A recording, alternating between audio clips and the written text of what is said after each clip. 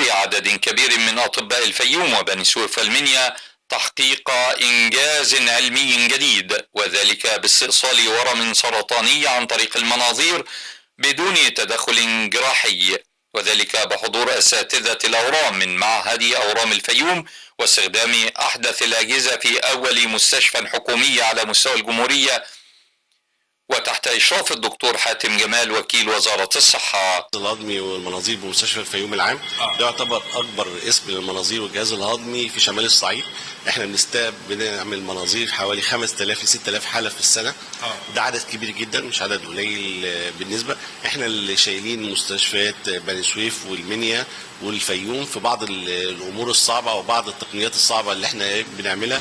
احنا عندنا هنا الاسم بيتكون من 30 سرير، عندنا وحده مناظير الجهاز الهضمي العلوي والسفلي والقنوات المراريه، وفي بعض الاحيان بنعمل ورك شوب يعني ورشه عمل للمناظير المتقدمه جدا. كل شهر بنعمل حاجه بحيث ان احنا اهالينا اللي في شمال الصعيد ما يروحوش بره محافظه الفيوم. التقنيه دي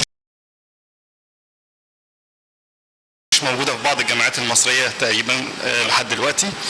التقنيه دي تفرق كتير جدا مع العيانين ان هم هيبعدوا عن الجراحه العنيفه بتاعتنا. احنا كجراحين العمليات بتاعتنا عمليات بتبقى كبيره وتقيله، بيبقى فيها تغيير تقريبا لحياه المريض تماما بعد العمليه، اذا كان شال القولون كله او جزء منه. كل حياه المريض فعلا بتتغير.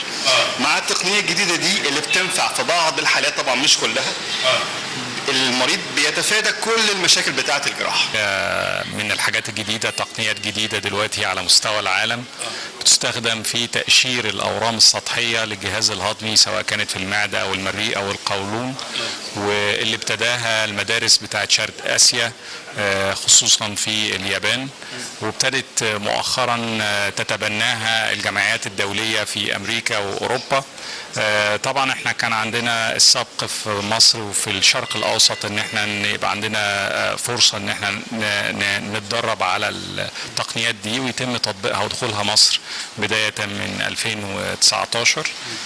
طبعا احنا يشرفنا طبعا احنا موجودين النهارده في مستشفى حكومي عام، توفير التقنيات الحديثه دي والمستلزمات الطبيه اللي هي ممكن تكون كلفتها عاليه. هذا وقد تم استخدام احدث الاجهزه التي توصلت اليها علماء الطب في مجال جراحه الاورام والمناظير بدون تدخل جراحي، مما يعد انجازا جديدا يضاف الى اطباء مصر.